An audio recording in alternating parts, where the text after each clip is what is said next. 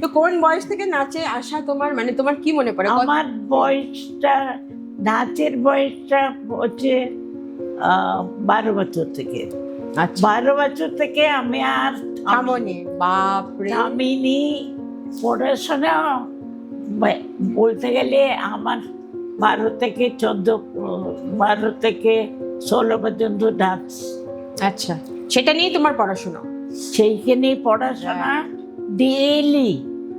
Right. 5টা বাজে উঠবে আর রাত্রে 8টা 8:30 ঘুমাবে। বাপরে, ওই পর্যন্ত টিচারের সঙ্গে। তোমার ছোটবেলাতে তখন তো সেই আন্দাজে নাচের মানে নাচ বা গান বা যা কিছু আমরা করি না কেন, মেয়েদের তো একটুখানি অবজেকশন ছিলই। তো তোমার কি মনে হয় যে মেয়েদের মানে এখন কেমন, মানে মেয়েরা কি এখনো ফ্রি আছে নাকি এরা কাজ করতে পারে? মেয়েরা অর্ধেকটা ফ্রি, অর্ধেকটা ফ্রি, অর্ধেকটা ফ্রি, পুরোটা এখনো হয়নি। পুরোটা এখনো ও হয়নি। মাই গড। কিন্তু ফ্রি হওয়া খুব ভালো,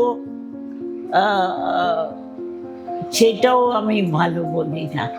নাচের লাইনে আসা সত্যি সত্যি ডিফিকাল্ট। তাই না? ছোট থেকে পারমিশন হলেও একটা বয়স না হলে, একটা বয়স না হলে এটা ফুটিয়ে তুলতে পারবে না, বুঝতে পেরেছি। আচ্ছা, সেটা পড়াশোনা দরকার, নাচও দরকার। তো এই তিনটে, গীত, বাদ্য এবং নৃত্য, তিনটেই শিল্পী হওয়ার জন্য জরুরি, তাই তো? ভীষণ দরকার। এই কলামণ্ডলম কলকাতায় মানে কবে ফর্ম হলো প্রথম? ফাউন্ডার আমরা 68-এ। 68-এ কলামণ্ডলম প্রথম কলকাতায় এলো। আচ্ছা, শুরু করতে হবে, শুরু করো। ও মানে অত কিছু ভেবে করনি যে আমি কোথায় দাঁড়াবো। আচ্ছা, কোথায় দাঁড়াবো। ও দুটো একসাথে শেখা যায় না? না না না না না না, দুটো আলাদা জানতে হবে। আচ্ছা, what is Bharatanatyam, what is Mohiniyattam. আচ্ছা, মোহিনীআট্টম মানে ভেরি সফট, কিন্তু সফটনেসটা আছে ট্রু স্টিফনেস। আচ্ছা। গুরু গোবিন্দন কুটির সাথে তোমার বিয়ে হয়ে যাওয়ার পরে তুমি কলকাতার প্রথম যখন এলে, সেই অভিজ্ঞতাটা কেমন ছিল, সেই এক্সপিরিয়েন্সটা কেমন ছিল? ও বাবা, আমি যখন এসেছি আমার মনে হয়েছে তো এটা স্বর্গ। স্বর্গ মনে হচ্ছে? তাই? মা বাবা যে কখন স্টার হয়ে গেছে আমরা বুঝিনি, কারণ ওদের মধ্যে কোনো স্টারডাম ছিল না। রাইট। মা প্রথম ওটা ভাবনাটা কাথাকালি রবীন্দ্রনাথ, অর্জুন ওয়াজ ইন কাথাকালি এবং কুরুপা ওয়াজ ভরতনাট্যম, সুরূপা ওয়াজ মোহিনীআট্টম। এবং ওটা এরকম করেছে বলে আজকে সবাই that became such a big hit. Doctor Thankumani Kutty as a mother or as a teacher, কোনটা তোমার বেশি পছন্দের? তাহলে কি বলবে? অ্যাজ আ মাদার না, অ্যাজ আ টিচার। ও চাঁদ সামলে রাখো জোছনাকে, ও চাঁদ সামলে রাখো জোছনাকে। এই বঙ্গদেশ বা পশ্চিমবঙ্গ সবসময় বিভিন্ন ভাষাভাষীর মানুষদের আপন করে নিয়েছে। সব প্রদেশ, সব রাজ্য থেকে মানুষ এসে বসবাস করেন এই বঙ্গে। তাতে দুতরফেরই কোনো সমস্যা হয়নি, খুব সুন্দরভাবে মিলেমিশে এক হয়ে গেছে। কবে, কোথায়, কখন, কিভাবে এই রাজ্যে এসে পড়েছেন, কিভাবে এই ভাষাকে তারা নিজেদের ভাষা বানিয়ে ফেলেছেন, সেটা হয়তো এখন আর মনেও করতে পারেন না। শুধু এইটুকু মনে হয় যে ভালোবেসে পশ্চিমবঙ্গকে নিজেদের কৃষ্টি, সভ্যতা, সংস্কৃতি, নিজেদের ভালো লাগা মন্দ লাগার সাথে মিলিয়ে দিয়েছেন প্রত্যেকে। আজ অন্নচন্দ্রিমায় যার সাথে কথা বলবো, উনি একজন লেজেন্ড, নৃত্যের জগতে একজন দিকপাল। সারা পৃথিবীতে ওনার ছাত্রছাত্রী ছড়িয়ে রয়েছে। 80 ক্রস করেও উনি কিন্তু একজন যুবতী। ওনার will power, dedication, thought process, যাপন, সেই সব দেখে কিন্তু আমরা প্রত্যেক দিন নিজেদের শিক্ষা নিতেই পারি। সুদূর দক্ষিণ ভারত থেকে কলকাতায় এসে উনি নিজের জায়গা তৈরি করেছেন। বলাই বাহুল্য, আমাদের খুব গর্বের একটি নাম। ওয়ার্ল্ড ডান্স ডে সেলিব্রেট করব আজকে ওনার সাথে। নান আদার দেন ডক্টর থাঙ্কুমণি কুট্টি আজকে আমাদের সাথে রয়েছেন। ওয়েলকাম চন্দ্রিমা। নমস্কার। তোমার পাশে আজকে এভাবে বসে আছে, আমার অসাধারণ লাগছে। আর সব থেকে বড় কথা, না না না না না, কিছু মনে করবে না। তোমার আমরা যে এপিসোডটা নিয়ে আজকে মানে আজকে এসছি তোমার সাথে ইন্টারভিউ করতে বা তোমার সাথে আড্ডা দিতে, ওয়ার্ল্ড ডান্স ডে আমাদের সামনেই। হ্যাঁ, তো সেই বিষয়ে আজকে এরকম একজন লেজেন্ডারি মানুষকে আমি পাশে পেয়েছি, এটা অন্য চন্দ্রিমার জন্য বিশাল গর্বের একটা জায়গা। আর তোমাকে দিয়ে শুরু করি। তোমার ছোটবেলা থেকে কি কি মনে পড়ে? কেমন ছিল সেই ছোটবেলা? ছোটবেলা হ্যাঁ, কি বলবো, যতক্ষণ আমার মনে আছে আর হ্যাঁ, কি। একদম। আর বাবা নিয়ে আসলো, বাবা বাবা এরকম ভাবে, বাবা তখন এই ছিল, আচ্ছা বা ছেড়ে দিয়েছে নাকি মিলিটারিতে, আচ্ছা মিলিটারিতে কাজ করতো, আচ্ছা আচ্ছা। মিলিটারিতে, তারপরে কমিউনিস্ট হয়ে গেছে। ও আচ্ছা, কেরালা তো খুব কমিউনিস্টদেরও জায়গা বটে। কমিউনিস্টের হ্যাঁ হ্যাঁ। ও জায়গা আছে।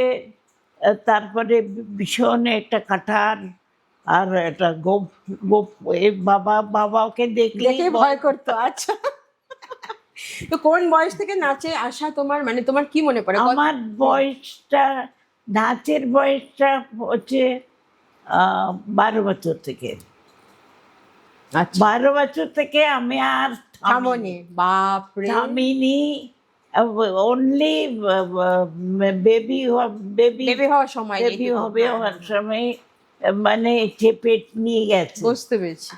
ব্যথা শুরু আচ্ছা হয়ে গেছে। আচ্ছা আচ্ছা। তো এই যে ছোটবেলায়, তোমার ছোটবেলায় যখন তুমি কেরালাতে ছিলে, সেটা থেকে তোমার বঙ্গদেশে আসা এবং বাংলাকে এত নিজের করে নেওয়া, সেটা তো একটা গল্প আছে, আমরা শুনবোই। তার আগে বলে, এই কেরালাতে তোমার ছোটবেলাতে তখন তো সেই আন্দাজে নাচের মানে নাচ বা গান বা যা কিছু আমরা করি না কেন, মেয়েদের তো একটুখানি অবজেকশন ছিলই। অবজেকশন ছিল না? ভীষণ ভাবে হয়েছিল।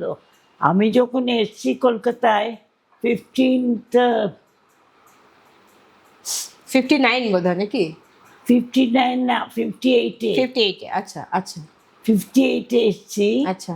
আর তখন নাচে, কিন্তু মেয়েরা তো, হ্যাঁ, মেয়েরাকেও ওইরকম ভাবে স্বামী স্ত্রী হয়ে ভালো করে নাচ শিখাচ্ছে, ওইরকম বাড়িতে প্রমিনেন্টলি বাড়িতে পাঠিয়ে যাওয়া যাওয়া হয় না।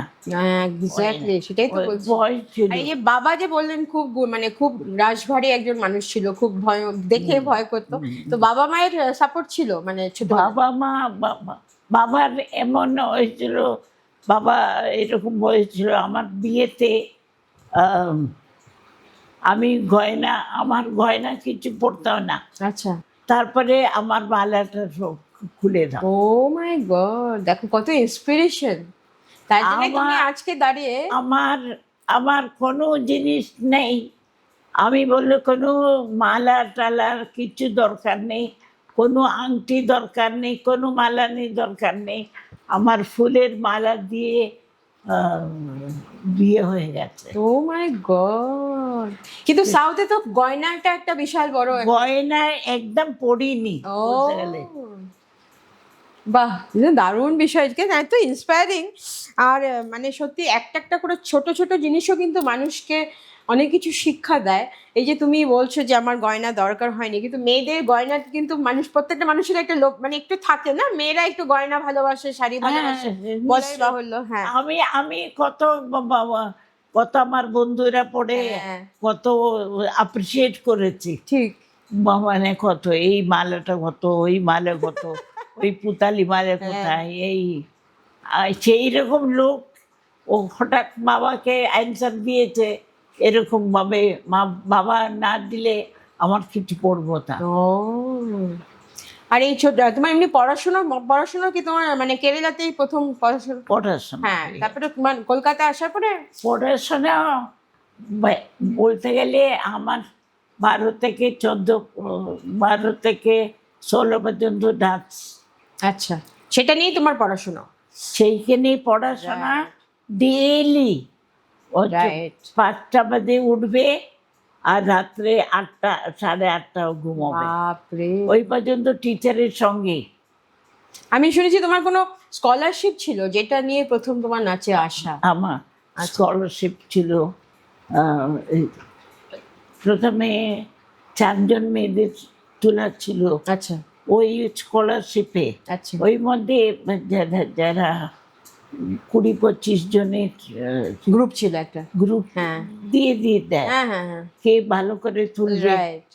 তাড়াতাড়ি অল্প অল্প অল্প অল্প অল্প সময়ে তাদের দেখে বলো তো নারায়ণ মেনন নিত। আচ্ছা, তো সেভাবে তোমার এন্ট্রিটা হলো, মানে তুমি পাস করলে ওই এতে, আমি ওই সিলেকশন হলো আর কি। হ্যাঁ বুঝছি, সেটা তোমার 12 বছর বয়সে। বাহ, মানে এই 12 বছর বয়স থেকে আজকের দিনে দাঁড়িয়ে এই মানে নাচের জগতে এরম একটা জায়গা তৈরি করা, আর শুধু তৈরি করাই নয়, সারা পৃথিবীর মানুষ তোমায় চেনে, এবং সারা পৃথিবীতে তোমার এই ছাত্রছাত্রী যে ছড়িয়ে আছে, সেটা দেখে মানে এখনকার জেনারেশন তো ইন্সপায়ার হয়ই, কিন্তু তোমার কি মনে হয় এই যে ছাত্রছাত্রীদের যে তুমি এত বছর থেকে শেখালে, ছোট থেকে বড় করলে, এবং আমি এটাও শুনেছি তোমার বাড়িতে ছাত্রছাত্রীরা নিজেদের মেয়ের বিয়ে হওয়ার মতো বড় করে সেই মেয়েকে বিয়ে দেওয়া, এসব ঘটনা রয়েছে, ছাত্রছাত্রীরা এরকমভাবে তোমার বাড়িতে থেকে কাজ করেছেন। তো তোমার কি মনে হয় যে মেয়েদের মানে এখন কেমন, মানে মেয়েরা কি এখনো ফ্রি আছে নাকি এরা কাজ করতে পারে? মেয়েরা অর্ধেকটা ফ্রি, অর্ধেকটা ফ্রি, অর্ধেকটা ফ্রি, পুরোটা এখনো হয়নি। পুরোটা এখনো ও হয়নি। মাই গড। কিন্তু ফ্রি হওয়া খুব ভালো, সেটাও আমি ভালো বলি না। ফ্রি মানে বেশি ফ্রি হওয়া খুব ভালো না, সেটা বলতে চাইছি, একটু রেস্ট্রিকশন থাকা উচিত। এখনো অর্ধেকটা ফ্রি, তো ওই জন্য ওরা নবের না হলে পুরোপুরি ঘুরে হবে, না হলে অর্ধেক। ঠিক ঠিক। অর্ধেকটা ফ্রি হলে খুবই খারাপ। মানে এটা বলতে যে বিয়ের আগে একরকম, বিয়ের পরে একরকম, অনেক অবজেকশনস রয়েছে, লাইবিলিটিস রয়েছে, ওগুলো সব অন্যরকম হয়ে যায়, তাই তো? সেইটাই হচ্ছে। তো সেটা মানে এই নাচের জগতে আসাটা কি তোমার এখনো মনে হয় যে মেয়েদের পক্ষে একটু ডিফিকাল্ট? না, ডিফিকাল্ট, নাচের লাইনে আসা সত্যি সত্যি ডিফিকাল্ট। তাই না? আজকের দিনে দাঁড়িয়েও মানে এখনকার দিনেও? এখনকার দিনে খুব খুব ঝামেলা নেই। আচ্ছা, এখন সত্যি এটা মেয়েরা যদি চাই আর কি। হ্যাঁ হ্যাঁ, চাই তাহলে পারবে। আচ্ছা আচ্ছা আচ্ছা। যে মেয়েটা একেবারে ছোট থেকে ওরা ওই পারমিশন পায় না, ওই ছোট থেকে পারমিশন হলেও একটা বয়স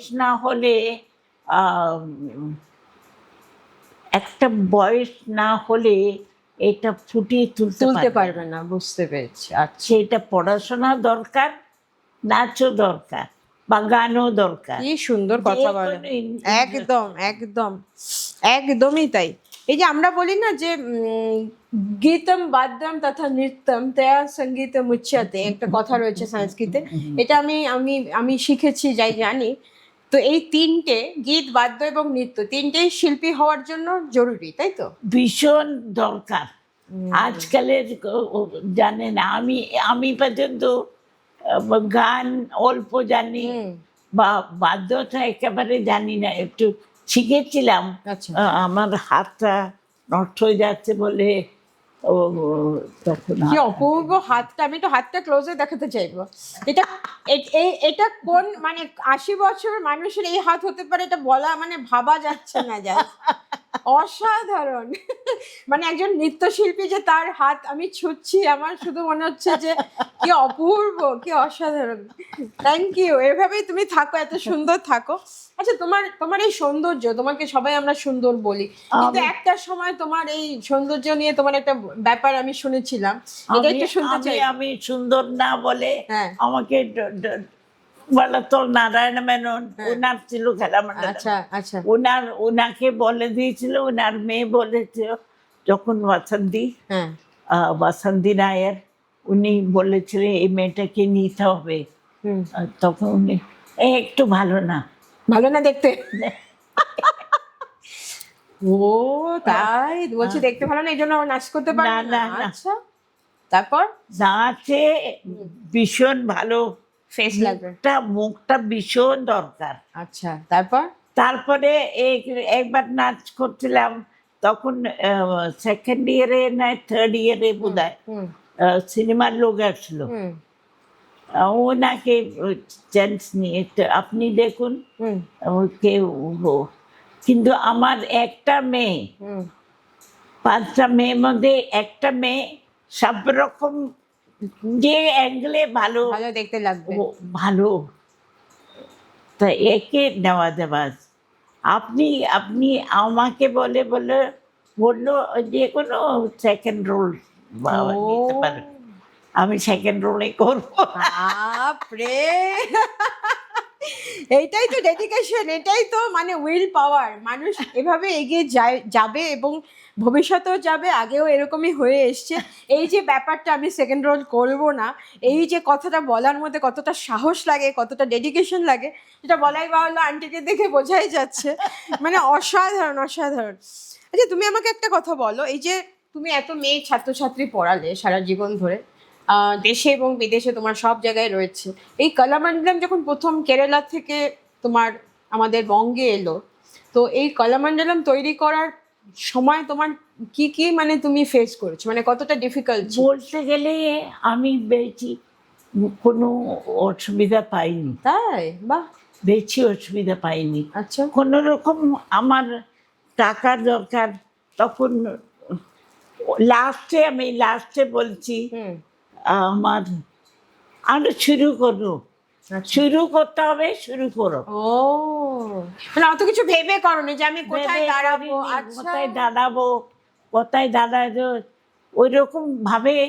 এই 2 লাখ টাকা না হলে হাত ধরা যাবে না। হুম, হুম, হাত এই রুম পর্যন্ত আমরা করতে পারিনি ঠিক মতন। এই রুম পর্যন্ত কোনো কিছু লাগা নেই। ঠিক আছে, আমরা রেকর্ডিং রুম, আচ্ছা সেটা কি তোমার? রেকর্ডিং রুম করতে গেলে 2-3 লাখ লাগবে।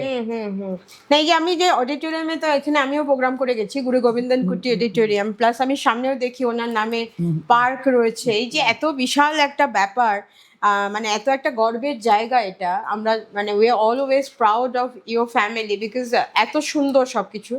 তো এই জিনিসটা তৈরি করতে, এই লেগাসিটা তৈরি করতে তোমার গভর্নমেন্ট থেকে বলো বা তোমার কি কি পারিপার্শ্বিক সমস্যা হয়েছে মানে?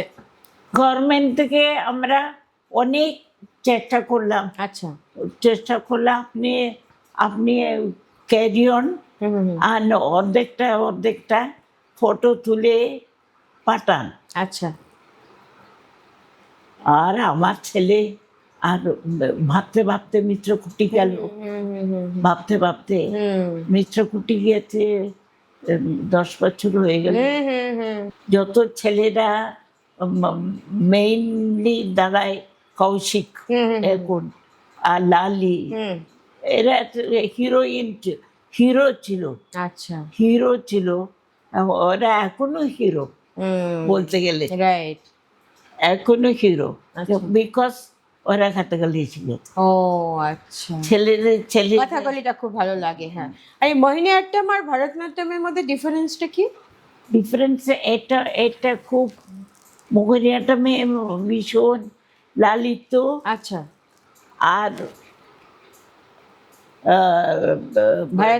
ভারতনাট্যমে খুব পৌরুষোত্তম বেশি পৌরুষোত্তম, এবং মুমেন্টস দেখলে বোঝা যায় তার লম্বা হাত কোন ছোট, আচ্ছা, এরকম না, পুরো মানে একদম স্ট্রেট করতে হবে, পুরোটা স্প্রেড করতে হবে। বেশ এরকম থাকলে ভালো, এইটুকু ছোট থাকলে খুব খারাপ, আচ্ছা আচ্ছা। এর থেকে ছোট থাকে। এই দুটোর মধ্যে মানে এই দুটো মানে ভারতনাট্যম আর মোহিনীঅট্টম এই দুটো মোটামুটি স্টেজে একসাথে নাচ করা হয় নাকি আলাদা আলাদা? ম্যাচ করানো, ম্যাচ করানো মানে মোহিনীআট্টম করে ভরতনাট্যম করলে এই ডিফারেন্সটা বোঝা যায়। আচ্ছা, বোঝা যায়। ভরতনাট্যম এত লাউডলি হয়, রাইট। ভরতনাট্যম এত লাউডলি হয়, আর সফট হচ্ছে মোহিনীঅট্টম পুরো সফট। মোহিনীঅট্টম ও সফট বাহ, এই দুটোই মানে এইটাই বেসিক ডিফারেন্স এই দুটোর মধ্যে। বেশি। আচ্ছা আচ্ছা। একটা ম্যান্ডেনেস, ম্যানলিনেসটা ভারতনাট্যমে বেশি। আচ্ছা, পাওয়ারটা বেশি। পাওয়ারটা বেশি, বুঝতে পেরেছি। পাওয়ারটা বেশি, আর ফেমিনিন দিকটা হচ্ছে মোহিনীঅট্টমে। ও বুঝতে পেরেছি। বেশি ফেমিনিন। আচ্ছা, কিন্তু দুটো শিখতে অসুবিধা আছে। ও দুটো একসাথে শেখা যায় না? না না না না না না, ও। দুটো আলাদা জানতে হবে। আচ্ছা what is Bharatanatyam, what is Mohiniyattam. আচ্ছা। মোহিনীঅট্টম মানে ভেরি সফট, কিন্তু সফটনেসটা আছে থ্রু স্টিফনেস। আচ্ছা, বুঝতে পেরেছি। ওটা স্টিফনেস বেশি। আজকাল তো আজকাল বললেই গন্ডগোল হয়ে যাবে না? আচ্ছা, এই আজকাল নিয়ে তোমার কাছে একটু জানতে চাই, আজকাল কি হচ্ছে, কি আজকালটা কি? আজকাল হ্যাঁ, আজকাল একটু শুনতে চাই, দর্শকরা একটু জানুক আজকাল কি হচ্ছে। কি হচ্ছে ভগবান জানে। আজকে কলকে বলছি ভগবান জানেন, এটা দারুণ। আর আজকাল এরকম আজকাল মানুষ সত্যি শেখে, ডেডিকেশন আছে। শিখে, হুম। কিন্তু মা বাবারা আগে প্রথমে বলবে আমার মেয়ে মারবে না, বকবে না, এটা প্রথমেই বলবে। ওমা তাই? হ্যাঁ, আর কি বলে মা বাবারা? মা বাবারার জন্যে ছেলে ফেলে নষ্ট হয়ে পড়ে। গেল। মা বাবারা একটুখানি বললি আমার একটি মাত্র মেয়ে। ও এসব বলবে এসে ও তার জন্য মারা টারা যাবে না, কোনো রকম ইয়ে করা যাবে না, বকুনি দেওয়া যায় না। ও, আমি একবার বকুনি, আর 6 মাস পরে আসলো আমার ক্লাসে, আমি তো জানি না, হ্যাঁ। মনে নেই হ্যাঁ। আমার। আসে না? আমি কি প্রত্যেকটা মোমেন্ট সেখানে তুমি ভুল করো কেন, আমি এটা আগে একটু মারতাম। হ্যাঁ, সেটা কি লাঠি নিয়ে? বলছে আগে আমি একটু মারতাম। না মারলে তো শিক্ষা হয় না, এটা তো আমরা জানি। না না, আমাদের দেশে বলে চল্লি করে আর তাল্লি করে and kick out. പറഞ്ഞു കൊടുക്കുക ആദ്യം, പിന്നെ കുറച്ച് ദേഷ്യപ്പെട്ടിട്ട് പറഞ്ഞു കൊടുക്കുക. আচ্ছা। കുറച്ച് അത് കഴിഞ്ഞ് പറഞ്ഞു কিক আউট, ও কিক আউট। মানে যদি ঠিক করে না করে তাহলে তুমি কিক আউট করে দাও। ও আচ্ছা, এটা হচ্ছে মিনিং। মিনিং, আচ্ছা। মিনিংটা আছে। কি ঠিক আছে, অনেক দিনের আগে তো টিচার বলে দিত, আর এক একটা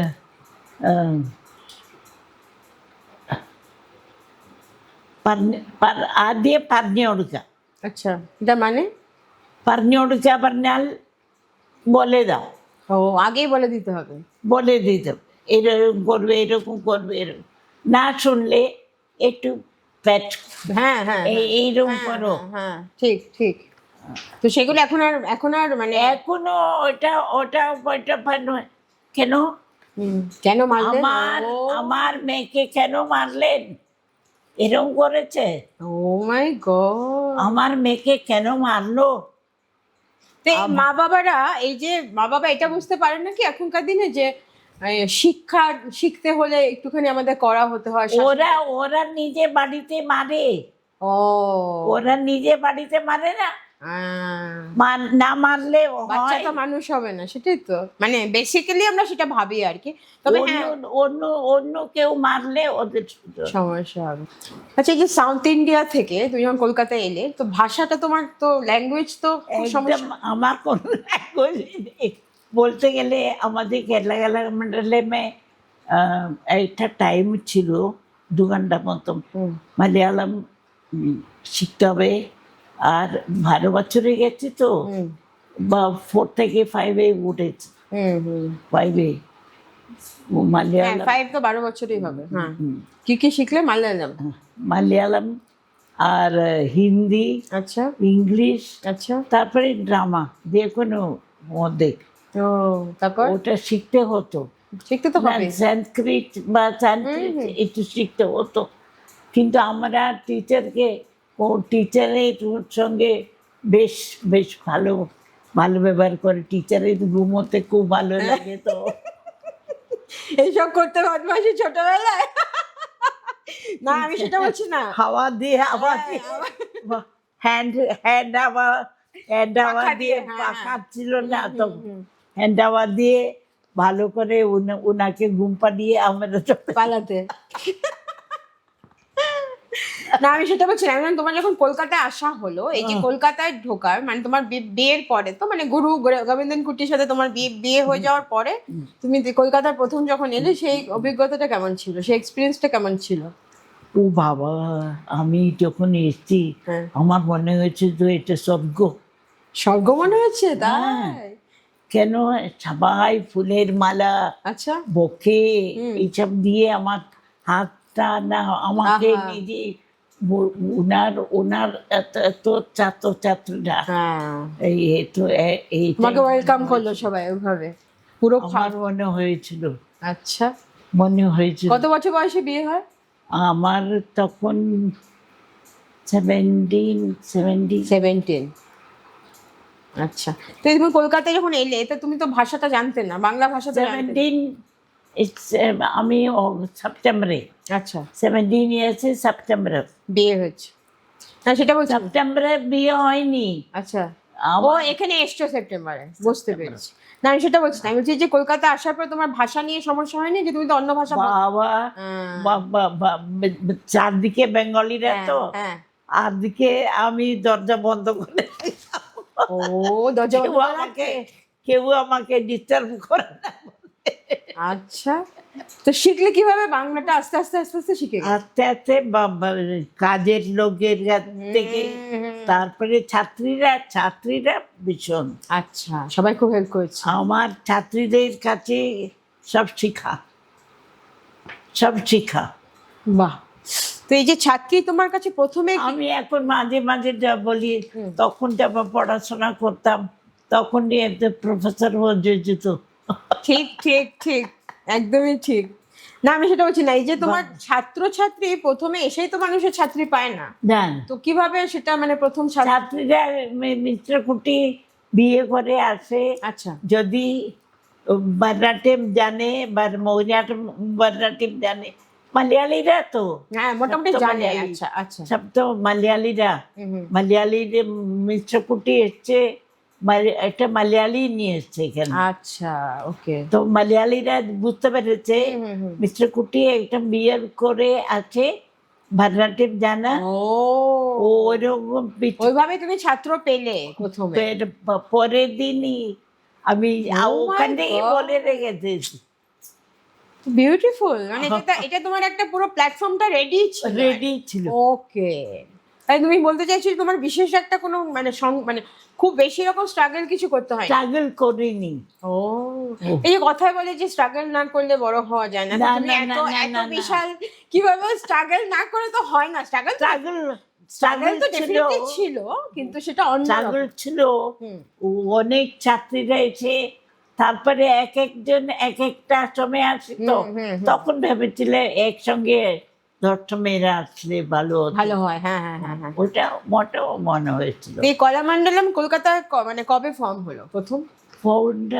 ফাউন্ডার আমরা 68 68-এ কলামণ্ডলম প্রথম কলকাতায় এলো। আচ্ছা আচ্ছা। 68 থেকে যেন প্রথম প্রোগ্রাম ওটা হয়েছিল আমাদের তো এই রামকৃষ্ণ মিশনে যখন রামকৃষ্ণ মিশনে হ্যাঁ, আমাদের ও। শো ছিল প্রথমে, প্রথমেই রামকৃষ্ণ মিশনে? রামকৃষ্ণ মিশনে। তাহলে তো দারুণ ব্যাপার। দারুণ ব্যাপার। ছোট বাচ্চাদের নিয়ে তবে নিয়ম ছিল। ও তখন আমার 22 28 এরকম স্টুডেন্ট ছিল, আচ্ছা আচ্ছা। কিন্তু ছোটদের নিয়ে কাজ করতে হবে ওখানে, না হলে করতে পারবে না। তো আচ্ছা। ছোটদের নিয়ে কাজ করে এত ভালো লেগেছে। আচ্ছা সবাই অতদিন অত স্টুডেন্টকে নিয়ে একসঙ্গে করে করা আর কি, করা হ্যাঁ। হয়নি তো এখানে। এটা এটা কোন সনে? এইটা 68-এ। ও 68-এ। আচ্ছা আচ্ছা আচ্ছা। 68 থেকে তোমার মোটামুটি পারফরমেন্স 58-এ আমার বিয়ে হয়ে গেছে, বিয়ে হয়ে গেছে 58-এ। মানে 3টে বাচ্চা হয়েছে। সেটাই তো বলছি, মানে আমি শুধু শুনছি আর ভাবছি যে মানুষ এখন বলে না যে আমার সময় হয় না কাজ করে, এত আমার ব্যস্ততা, এত বিজি আমরা সবাই। তো তার মানে তোমরা কিভাবে করলে? এটা তো অবাক একটা কাণ্ড। না না, আমি এখন বলছি হ্যাঁ, মেয়েরা করতে পারবে না বলে এমন কোনো কাজ নেই। ব্যাপার না। রেস্ট চাই, রেস্ট চাই, রেস্ট চাই। ওরা ওরা ভাবে ও বাবা এরকম হাঁটলে আমার অসুবিধা হয়, তো এরকম স্নান করলে আমার অসুবিধা হবে। আজকাল তো এটা এত কাজ করে না, মেয়েরা ঘুরে বেড়ায়।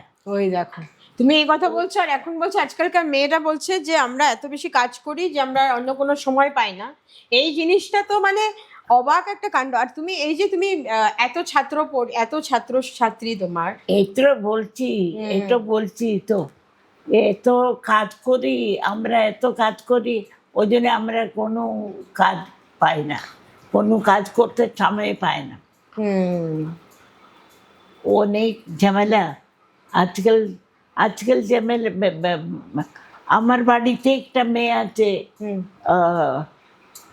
ও কাজ করলে, কাজ আমি দেখেছি, আমি বসে দেখলাম, পারি না তা না, পারবে না তা না, ওরা পারবে। পারলে ওদের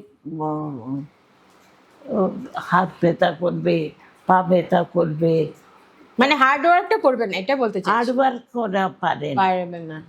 তো তোমার এই হার্ড ওয়ার্ক যে এত বছর ধরে তুমি যে নাচ করছো, এত এত এত ঘন্টা ধরে তোমার রেয়াজ, এত ঘন্টা ধরে প্র্যাকটিস, ছোটবেলা থেকে যদি দেখি আমরা, তো এটা তো মানে সেটা না হলে আমার মনে হয় এরকম একজন লিজেন্ড তৈরি হয় না।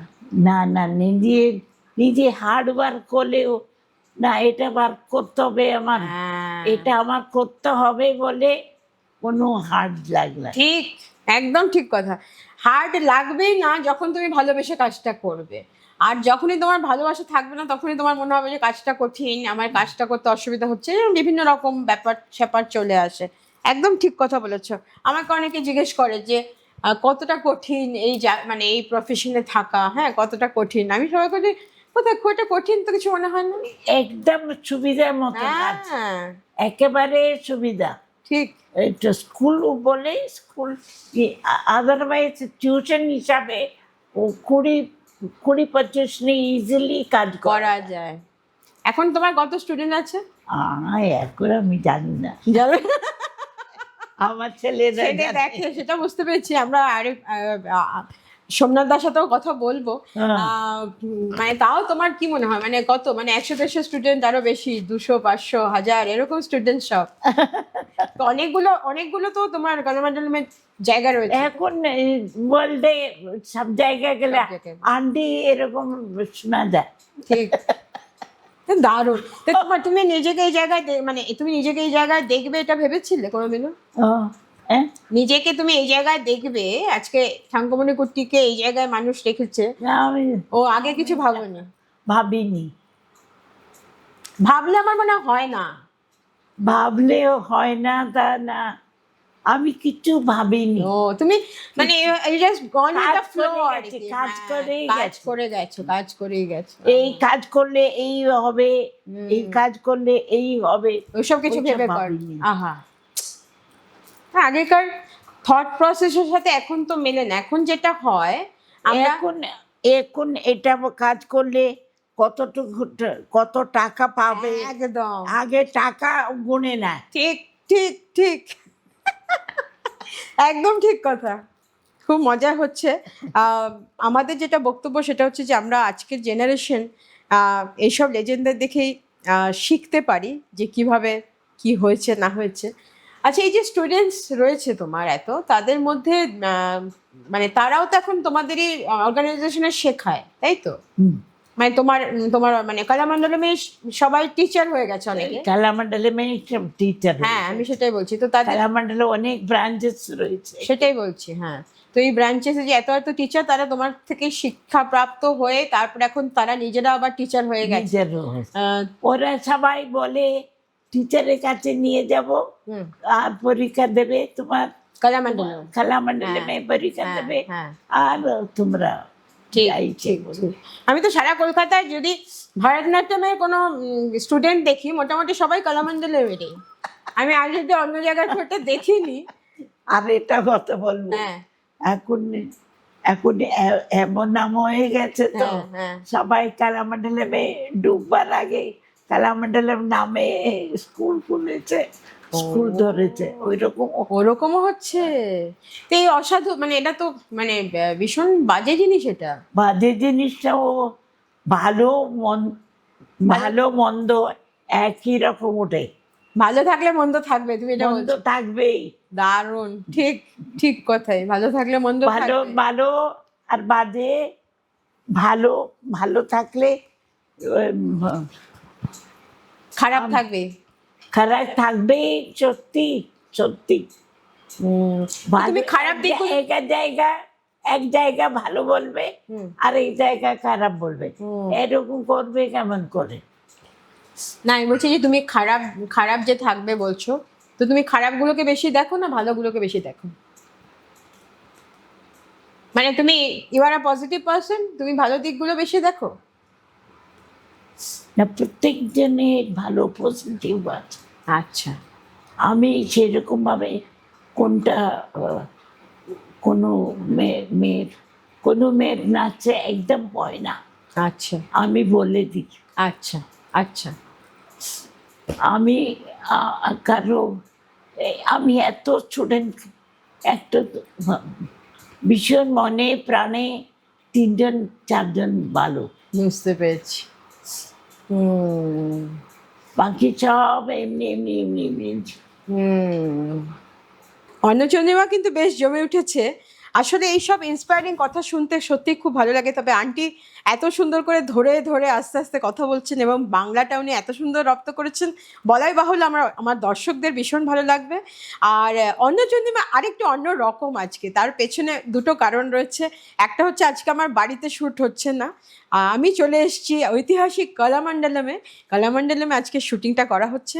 আর বাড়ির মেয়ে বাড়ি ফিরে আসার মতোই একটা ব্যাপার। সোমনাথ কুট্টি, আমাদের প্রিয় মানুষ দাদা সোমনাথ দা, আজকে খাবার অ্যারেঞ্জ করেছে আমার জন্য এবং আন্টির জন্য তো বটেই, কারণ আমি বলেছিলাম যে কি খাবার মানে আন্টির পছন্দ। তো এবার আন্টি বলেছে আমার মোমো খুব পছন্দ, কারণ এটা একটা মানে খুব সুন্দর স্টোমাক ফ্রেন্ডলি একটা মানে খাবার। তো সেটা আমরা খাবো, আড্ডা দেবো। পরের সেকশনে সোমনাথ কুট্টিকে নিয়ে ফিরছি। চন্দ্রিমা, তোমার ওখানে রোজ তোমরা লোককে খাওয়াও তোমাদের ইন্টারভিউতে, আজকে তোমরা আমাদের এখানে এসছো, তাই তুমি আমি খাওয়াচ্ছি। মার খুব পছন্দের মোমো, তোমারও খুব পছন্দের momo. So let's have momo please. একদম, থ্যাংক ইউ। আন্টিকে একটু দেই প্রথমে, তুমি একবার ট্রাই করো, দেখো, টিস্যু পেপার নাও। হ্যাঁ, আমি একটা ট্রাই করব। হ্যাঁ প্লিজ, একদম সবাই। এই যে আমি এইটা হ্যাঁ প্লিজ। আমি তো আজকে বানিয়ে খাওয়াতে পারলাম না, আজকে আমি নিজে খাবো। কালামণ্ডলে এসছো, আমি নিজে খাওয়ানো উচিত। Thank you. আর একদিন বসে আমি খাওয়াবো। আচ্ছা, আমি ঠিক হয়ে যাই। রাখো সস, এই সস পড়বে। আমরা একটু মোমো ট্রাই করি। আমিও একটু ট্রাই করি। বাও,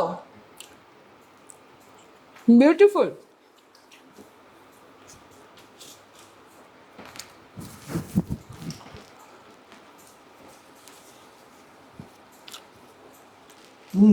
কি ভালো।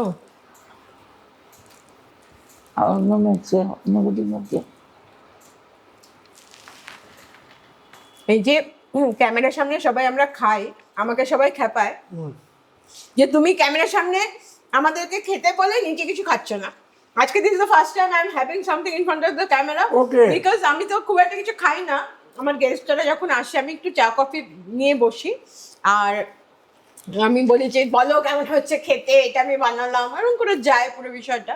তো আজকে যেহেতু কল্যাণমণ্ডলমে এসেছি আর তোমাদের দুজনকে পাশে পেয়ে আমার দুর্দান্ত লাগছে, এবং সোমনাথদা বহু বছর ধরে আমাদের সাথে, আমাদের ফ্যামিলি মেম্বার এখন, অংশুমান এবং আমার দুজনেরই। তো আমরা এত বছর ধরে একে অপরকে চিনি, প্লাস আমি গুরু গোবিন্দনকুটি অডিটোরিয়ামে পারফর্ম করেছি। Yes. তারপর গান, মানে সোমনাথদা ভীষণ ভালোবাসেন আমার গান, তো সেটা খুবই একটা উপরি পাওনা। তো তোমাকে, তোমার সাথে একটু কথা বলি। এই যে তুমি বাংলায় এত ভালো লেখো, এটা কি করে সম্ভব? একজন কেরালাইট হয়ে, একজন মানে বাঙালি না হয়ে এত বেশি বাঙালি হয়ে গেল, সেটা কি করে সম্ভব হলো? মজাটা হচ্ছে আমাদের 3 ভাই। আচ্ছা। আমি, মোহন আজ নেই, মোহন আমি, আমরা দুজনই সাউথ পয়েন্টে পড়তাম। আমরা 3 ভাই সাউথ পয়েন্টে পড়তাম ইনিশিয়ালি। তা মা পাড়ায় স্কুল হিসেবে ভর্তি করে দিয়েছিল। আচ্ছা। তা আমাদের ইংলিশ মিডিয়াম স্কুল হলেও আমাদের যে সতীকান্ত গুহ রেক্টর ছিলেন স্যার, ফাউন্ডার স্যার, বাংলা ভাষার উপর খুব জোর দিতেন। আচ্ছা। আর সামহাও আমরা যেহেতু বাংলা পরিবেশে বড় হয়েছি, আমাদের পাশের বাড়িতে ডিএন বিশ্বাস, ওনাকে আমি বাপি বলতাম, মেজমা ছিল। আচ্ছা। এবং আমার এমন একটা অবস্থা ছিল, আমরা 3 ভাইয়ের মধ্যে গায়ে গায়ে বাড়ি ছিল। মানে আমার কেন জানি না, আমার মনে আছে আজও নার্সারিতে পড়ি, মানে পুজোর সময়, তো তখন তো মা বাবারা অতটা বাঙালি হয়ে ওঠেনি যে পুজো নিয়ে অতটা মেতে উঠবে। আচ্ছা। আমি কোথায় যেন মেজমা বাপির বাড়িতে ওদের ছেলের মতন হয়ে গেছিলাম। কেন হয়েছিলাম আমি জানি না। এবং আমি না, মানে সারাটা দিন পারলে ওখানেই কাটাতাম। আচ্ছা। মানে মা এখানে আচ্ছা ক্লাস নিচ্ছে, মা তোমার মতো ব্যস্ত থাকতো, আমি সুযোগ পেলেই পালিয়ে যেতাম ওখানে গিয়ে, এবং মেজমা বাপির সঙ্গে খাওয়া দাওয়া, ওদের আত্মীয় স্বজন। এবং বাপির একটা তখন অফিসের গাড়ি ছিল, এবং আমি কবেকার কথা বলছি, 64-65, তখনকার দিনে একটা গাড়ি আছে, মানে বিশাল ব্যাপার। সেই বাড়িতে আমার মানে একদম যাকে বলে ফুটানি তুঙ্গে ছিল। মানে বাপিকে এক্ষুনি আমার জন্য সন্দেশ নিয়ে এসো, সিঙ্গাড়া নিয়ে এসো, কি তেলে ভাজা নিয়ে এসো, সব দাবি। মানে কেন যে কি কোন সাহসে এই দাবি করতে আমি জানি না, মানে অদ্ভুত একটা মানে ব্যাপার ছিল। মা বাবার কাছে কোনো দাবি ছিল না। পুজোর সময় আমি কি জামা পরবো, দাবি কিন্তু বাপির কাছে।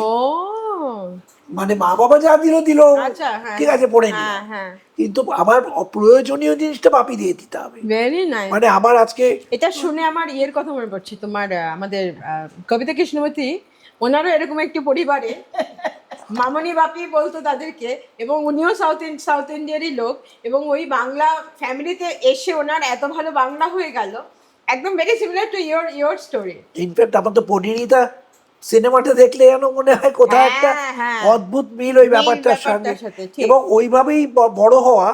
এবং পরবর্তীকালে সত্যি কথা বলতে আমাদের ইংলিশ মিডিয়াম স্কুল হওয়া সত্ত্বেও বাংলা ওয়াজ আমার ফার্স্ট ল্যাঙ্গুয়েজ, যেহেতু আমরা ওয়েস্ট বেঙ্গল বোর্ডে পরীক্ষা দিয়েছি। And I somehow took a love for Bengali. Bankimchandra পড়া, বিমল কর পড়া, বিমল মিত্র পড়া, এবং শরৎচন্দ্র পড়া। রবীন্দ্রনাথ তো আছেই, তো পাঠ্য পুস্তক হিসেবেই থাকতো। অত রবীন্দ্রনাথ ভাল লাগতো না, শরৎচন্দ্র বা এদেরটাই বেশি পড়তাম।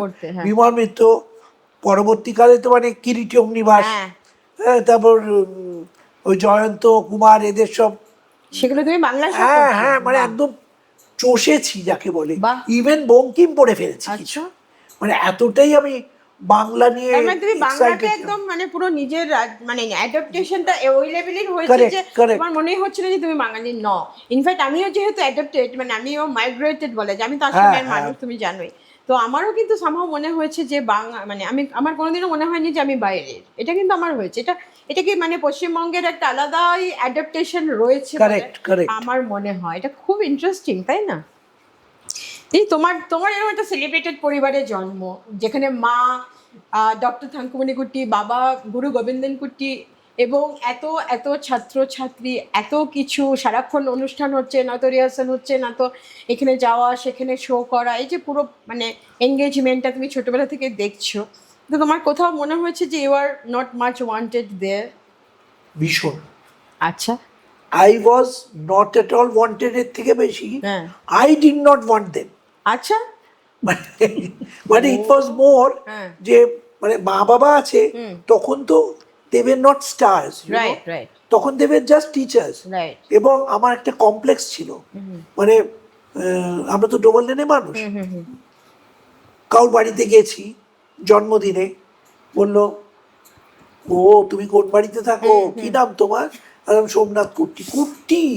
ও বাবা তুমি কি? আমি তো কেরালার লোক। ও আচ্ছা, কোন বাড়িটা? আলাম ও তোমাদের কারখানা আছে বুঝি? আলাম না তো। তাহলে বললো না, ওই ঠক ঠক ঠক ঠক ঠক ঠক সকাল থেকে আবার শুনি। আলাম না, আমার মা নাচ শেখান। ও আচ্ছা তাই, কি নাচ শেখান? তখন ওরাও জিকেও অতটা পপুলার না। ও আচ্ছা, ভারতনাট্যম। আচ্ছা, বাহ বাহ বাহ। বাবা কি করেন? আলাম বাবা রবীন্দ্র ভারতীতে প্রফেসর। ও তাই, কি সাবজেক্ট পড়ায়? না উনি নাচ করেন। নাচ করার চোখ গোল হয়ে গেল।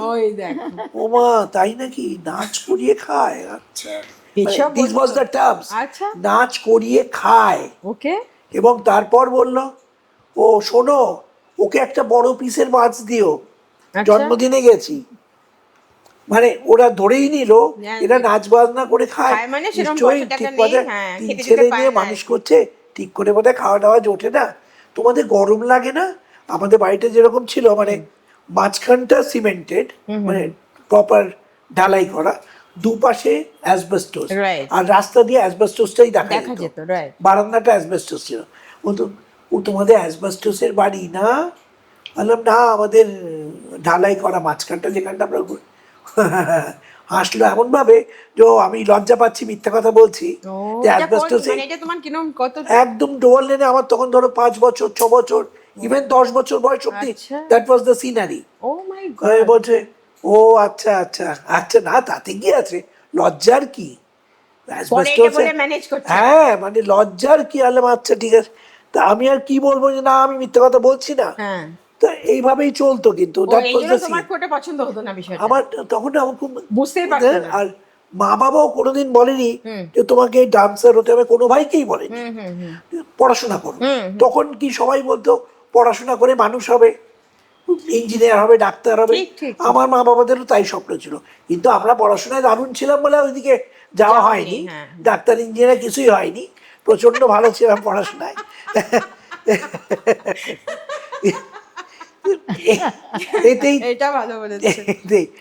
সত্যি কথা বলতে, মানে আমি কালামানলাম জয়েন করেছি কিভাবে জানো? মানে এটা খুব ইন্টারেস্টিং একটা স্টোরি।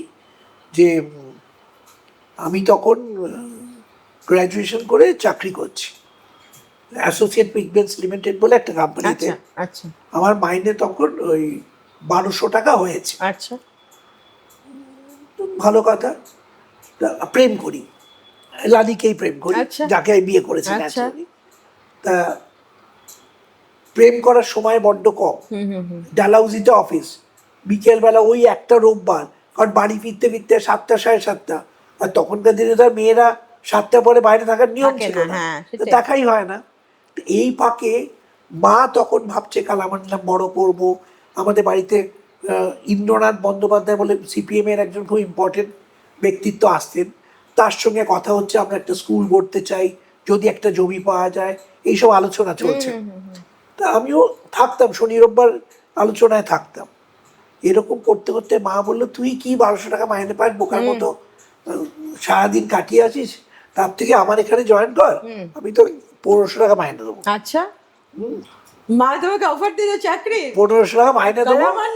হ্যাঁ, তুই এইখানে আয়, তুই এইখানে আয়।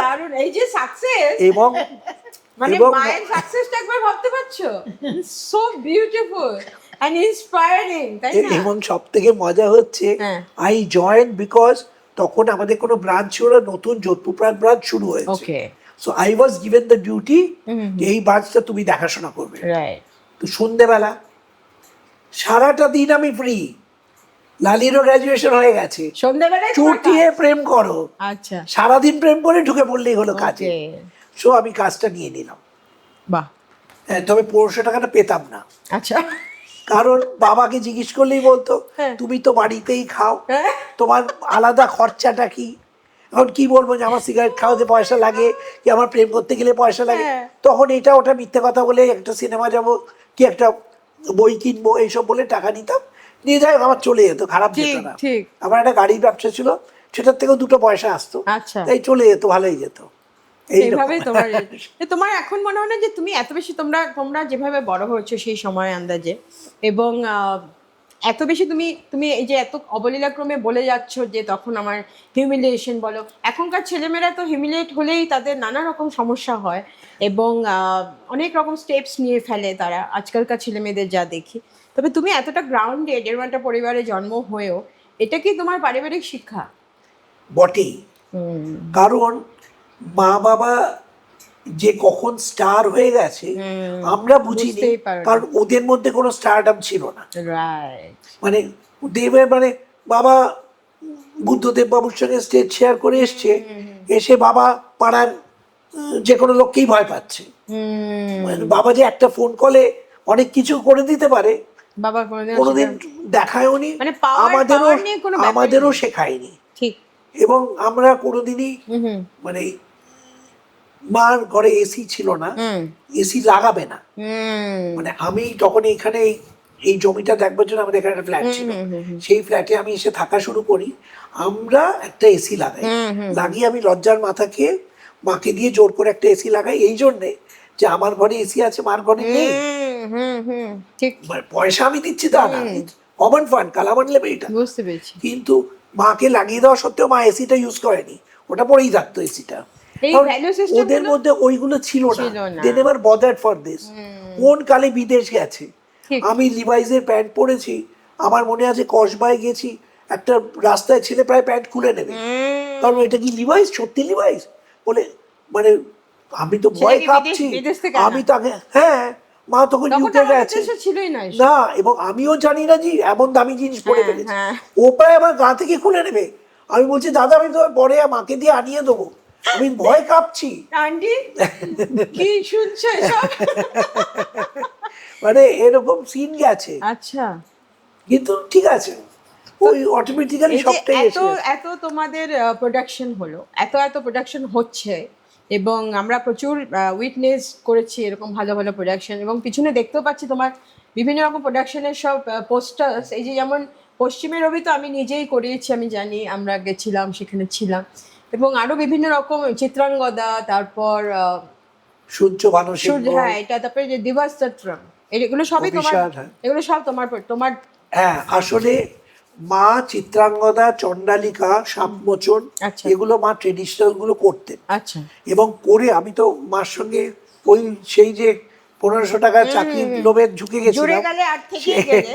সেই থেকে আমি দেখলাম আমার তো কিছু করা উচিত, আর আমার 40s ওয়াজ বাংলা, বুঝতে পেরেছি, আর তাই তুমি Rabindranath was something we all লাভ। একদম। সব বাঙালিতে আমিও সেরকমই, আমিও নিজেকে বাঙালি ভাবি, একদম, মানে একদম, তো একদম। সেই হিসেবে তো আমি দেখলাম যে তাহলে Rabindranath sells best in Bengal একদম কোনো কাজ করতে গেলে। ঠিক, ঠিক। সো আই ট্রাই টু, আমি না ঠিক ট্রেডিশনাল চিত্রাঙ্গদা চণ্ডালিকা না করে I thought out of the box. হ্যাঁ, তুমি তো অন্য রকম হ্যাঁ, যার জন্য এবং রক্তকরবী, অভিসার, পশ্চিমে রবি, দক্ষিণা পবনে, এরকম কিছু সব প্রোডাকশন করলাম। তা আন্টি, তোমার এই রবীন্দ্রসঙ্গীতের যে রবীন্দ্রনাথ ঠাকুরের যে এত এত তুমি আমাদের চিত্রাঙ্গদা থেকে শুরু করে যেসব কাজগুলো করেছো, এটা কি রবীন্দ্রনাথ ঠাকুরকে ভালোবেসে, নাকি তোমার খুব ভালো লাগে রবীন্দ্রসঙ্গীতের সাথে কাজ করতে? রবীন্দ্রসঙ্গীত কাজ করতে ভালো লাগে, আচ্ছা, কিন্তু এক একজন বলেছে বলে আমি ও করেছি। আচ্ছা আচ্ছা, মানে অনেকটা তোমার, মানে তোমাকে বলেছে যে আপনি এটা করুন, আপনি এটা করুন, আপনার ছেলে করুন বলে, আচ্ছা, তখন তো তার মানে সেই সময় তুমি বলতে চাইছো যে এক্সপেরিমেন্টাল কাজ হতো? হ্যাঁ, আমরা তো চিত্রাঙ্গদাটা খুব ইন্টারেস্টিং হয়েছিল। মা প্রথম ওটা ভাবনাটা কাথাকালি, রবীন্দ্রনাথ, অর্জুন ওয়াজ ইন কাথাকালি, এবং কুরুপা ওয়াজ ভরতনাট্যম, সুরূপা ওয়াজ মোহিনীঅট্টম, এবং ওটা ওরকম করেছে বলে আজকে সবাই that became such a big hit PC Sen তখন পিয়ারলেস এর চেয়ারম্যান ছিলেন, আচ্ছা। উনি এসে আমাদের চিঠি দিয়েছিলেন যে I will never be able to watch another Chitrangada again. Oh my god, কি দারুণ আইডিয়া! এই যে এইমাত্র বলছিলেন না যে ভারতনাট্যম আর মোহিনীঅট্টমের যে ডিফারেন্সটা, একটু আগে আমরা কথা বলছিলাম আন্টির সাথে, যে বললো যে মোহিনীঅট্টম অনেক বেশি সফট আর ভারতনাট্যম অনেক বেশি লাউড, এই জিনিসটাকে কাজে লাগিয়ে সেই প্রোডাকশনটা করা। ওয়াও, ইট ইজ হিউজলি এবং ইন্টারেস্টিং। ওইটা থেকেই মার ওই আইডিয়া থেকেই আমি ঋতুরঙ্গ যখন মানে কনসিভ করি, হ্যাঁ। ফাইনালি কোরিওগ্রাফি তো মাই করে, আচ্ছা। মা আর মালবিকা মাকে অ্যাসিস্ট করতো, মালবিকা সেন। মালবিকা খুব দেখেছেন। ক্লোজলি অ্যাসোসিয়েটেড মার সব প্রোডাকশনে। পরবর্তীকালে মানে যখন থেকে আমি ঢুকেছি তখন দেখতাম, মানে আমি যে যখন ঋতুরঙ্গ করেছি, যেরকম গান তার সঙ্গে সঙ্গে আমরা ডান্স স্টাইল চেঞ্জ করেছি, কোথাও কাথক, কোথাও মোহিনীঅট্টম, কোথাও ভরতনাট্যম। বাও। আর একটা যে পশ্চিমের রবি যেটা দেখছিলাম তোমার প্রোডাকশন, আমি নিজেই দেখেছি, সেটা হচ্ছে তুমি মানে যে ভাঙা গানগুলোকে নিয়ে যেটা করেছো ওয়েস্টার্নের সাথে ম্যাচ Correct, করে, correct. এবং তুমি ওয়েস্টার্ন ডান্সারদেরকে কি মানে তুমি মানে অন্য অন্য অনেক ডান্সার তোমার সাথে কাজ করলো, Correct. যেহেতু ওয়েস্টার্নটা তোমরা যেহেতু তোমাদের ফর্টে নেই, Correct. তোমরা ক্লাসিক্যালটা করলে আর ওয়েস্টার্নটা, আরো যারা যারা ওয়েস্টার্ন ডান্স করেন তারা এলো আর কি। এটা ভীষণ এবং interesting. It became such a big hit. হ্যাঁ। তোমরা তো 2-3 বার ইন্ডিয়ান অয়েল থেকে করালে হয়ে করালাম, যেত। হ্যাঁ। তার বাইরে আমরা এনএবিসি তে 2014 সালে তো ওপেনিং সেরেমনি আচ্ছা, এবং পশ্চিমের রবি দুটোই ওখানে প্রেজেন্ট করি। বিউটিফুল। তো এই প্রত্যেকটা যখন তুমি বাইরে যেতে, আন্টি তোমাকে বলছি, যখন তুমি প্রত্যেকটা প্রোডাকশনের সাথে যখন আগে বাইরে যেতে, তো তখন তোমার মানে এই ছেলে মেয়েদের মেনটেন করা মানে ম্যানেজ করা কতটা কঠিন ছিল? মানে সবাই কথা শুনতো, খুব বাধ্য? কত শুনতো, তাই? কত শুনতো। আজকালকার ছেলেমেয়েরা তো একদম কথা শোনে না। না না, আজকাল তো আমার কথা তো শুনে, যত ওরা ওরা জানে তো আমাকে কিরকম পাবলিকটা ভালোবাসে। হ্যাঁ, বড় আন্টি বলে, হ্যাঁ হ্যাঁ হ্যাঁ।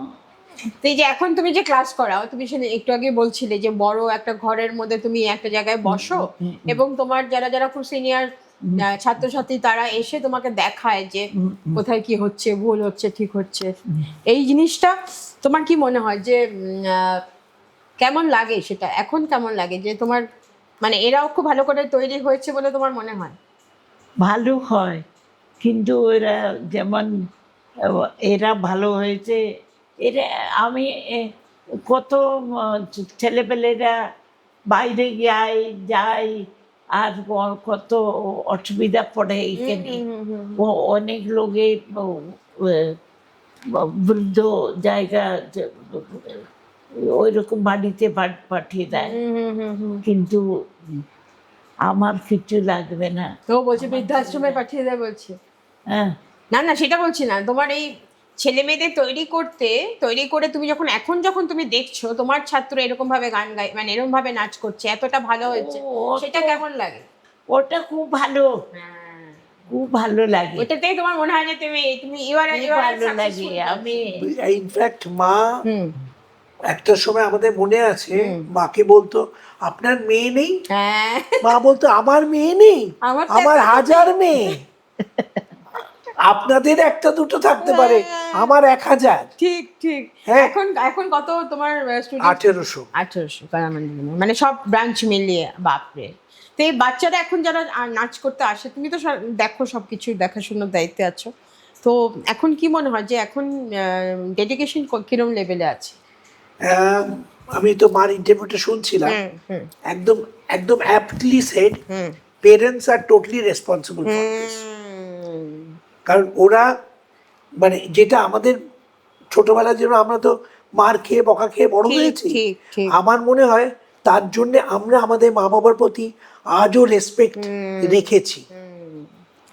বা শিক্ষার ক্ষেত্রে আমরা অনেকটা সবকিছুই, মানে ইভেন ভ্যালিউজ অফ লাইফ আমরা এখনো ওই মানে আমরা হঠাৎ ওয়েস্টার্ন হয়ে গিয়ে ঠিক ওই ওয়েস্টার্ন কালচার বোকার মতো অ্যাডাপ্ট করতে গিয়ে ওদের তো কোনো আমরা ফ্যামিলি কিছু লাইফ হতেই নেই, পারলাম না, হ্যাঁ। সব ভেঙে চৌচির হয়ে গেছে, আমরাও সেই রাস্তায় চলে গেছি। না, আমরা কিছু হতে পারলাম না, আমরা একটা জায়গায় দাঁড়িয়ে থাকলাম, কিন্তু যারা বেরোনো তারা ঠিক বেরিয়ে চলে না, গেল। তার ভালো কারণ কিছু করেনি, কিন্তু দে আর এ ফ্রাস্ট্রেটেড লট। হ্যাঁ, বলছি যে আমাদের অ্যাডাপ্টেশন গুলো ভালোটা তো আমরা মানে না, নিতে পারি না, এক্স্যাক্টলি এক্স্যাক্টলি। আমরা নেই হচ্ছে খারাপগুলো। এবার খারাপগুলো নিতে গিয়ে তোমার কি হচ্ছে, তুমি আলটিমেটলি এবং এখনকার বাচ্চারা বেশি ট্যালেন্টেড, কিন্তু ওদের ভাবে এত বাজে ভাবে ডিরেক্ট করা হয় পেরেন্টসরা, গাইডেন্সটা ঠিক গাইডেন্সটা খুব খারাপ। এবং we are being selfish in the process. আমি বলছি, বাচ্চাকে দেখাশোনা করার যে দায়িত্ব, আগে তো এত এভিনিউজ ছিল না, এখন মা দেখলো আমার ফোন করতে হবে, আমার ফোন দেখতে হবে, হোয়াটসঅ্যাপ দেখতে, তুই একটা ফোন দেখ, হ্যাঁ ঠিক, ওই বাচ্চাকে ফোন ধরিয়ে দিয়ে দিয়ে চলে গেল, মানে পুরো জিনিসটাই তোমার চেঞ্জ হয়ে গেছে, খুব খারাপ হলো। খুবই খারাপ। আর তোমার এই, তুমি বারবার তোমার সাথে অনেক আড্ডা দিয়েছি আমরা বিভিন্ন জায়গায় বিভিন্ন ভাবে, তো সবসময় তোমাকে দেখতাম যে তুমি বলো যে আমার জীবনে কোনো দুঃখ নেই। এই যে তুমি এই জিনিসটা বলো, এবং এটা তুমি খুব মানে কমফোর্টেবলি এবং খুব কনফিডেন্টলি বলো, এবং আমার আমার সেটাতে একটুখানি অবজেকশন রয়েছে, কারণ আমার মনে হয় কোনো মানুষের জীবনে দুঃখ এবং আনন্দ দুটোই থাকে, যেমন একটু আগে আন্টি বলছিলেন। তো তোমার এই দুঃখ নেই ব্যাপারটা কি তুমি কিছু লুকোতে চাইছো অন্যদের থেকে? আমি বলছি, এটা একটা খুব ভালো শিক্ষা আমার বাবার। আচ্ছা, তখন আমাদের স্কুলে পড়ি, ফ্ল্যাট কালচার শুরু হয়েছে, কলকাতায় ফ্ল্যাট হচ্ছে। তা আমি শুনছি এই বন্ধুর বাবা ফ্ল্যাট বুক করেছে, ও বউকে ফ্ল্যাট বুক করেছে। তাই আমি বাবাকে এসে বললাম, আমাদের একটা ফ্ল্যাট হবে না? বাবা বললো, তুমি জানো কত লোক রাস্তায় থাকে, কত লোক কুড়ে ঘরে থাকে, ঘর নেই, বাড়ি নেই, তোমার তো একটা বাড়ি ভাড়া আমি এফোর্ড করতে পারছি, তোমরা তো আরামে আছো একটা বড় ফ্ল্যাটে, তোমরা তিনজন, তিন ভাই সবাই মিলে, আমরা দুটো বড় ফ্ল্যাট নিয়ে থাকতাম। তাই ওই কথাটা বলো না, ওপরে তাকাতে গেলে বাবু ভালো যাও, কিন্তু নিচে দেখলে বুঝতে পারবে তুমি কত ভালো আছো। তো এই শিক্ষাটা তখন ভালো না লাগলেও এখন কোথাও একটা আমার মনের মধ্যে না এসে গেছিল যে what he said was so correct, যে আমি পাইনি থেকে বেশি পেয়েছি কত বেশি। রাইট, তখন আর না দুঃখ থাকে না, দুঃখ এলেও ইটস আ টেম্পোরারি দুঃখ।